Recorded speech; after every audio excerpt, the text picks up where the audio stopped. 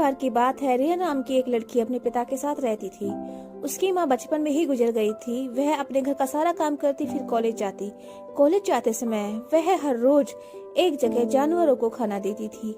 उसके घर में एक कुत्ता भी था जिसका नाम जैक्सन था। उसको भी वह रोज खाना खिलाती।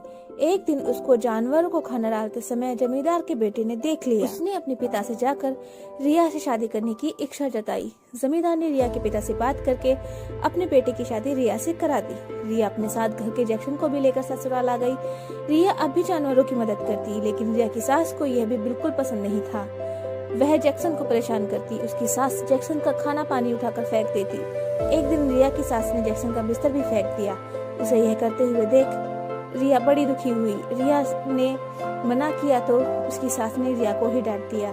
बातों से रिया बहुत परेशान रहने लगी। एक दिन रिया के पति ने परेशानी का कारण पूछा तो उसने सारी बात बता दी। उसके पति ने रिया को जैक्सन की भलाई के लिए उनको पार्क में छोड़ने की सलाह दी। अपने पति के कहने पर रिया ने जैक्सन को पार्क में छोड़ दिया। रिया उनको कभी कभी खाना देने के लिए पार्क में जाती थी। अब सभी पार्क के कुत्ते अच्छे मित्र बन गए थे। सभी जानवर अब रिया के घर पर भी आने लगे। रिया की सास को यह पता लगा तो उसकी सास बड़ा गुस्सा हुई। वह रिया को उसके मायके छोड़ने के लिए तैयार हो गई।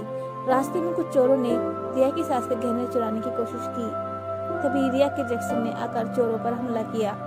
उससे चोर भाग गए। उसके बाद रिया और उसकी सास घर वापस लौट कर आए।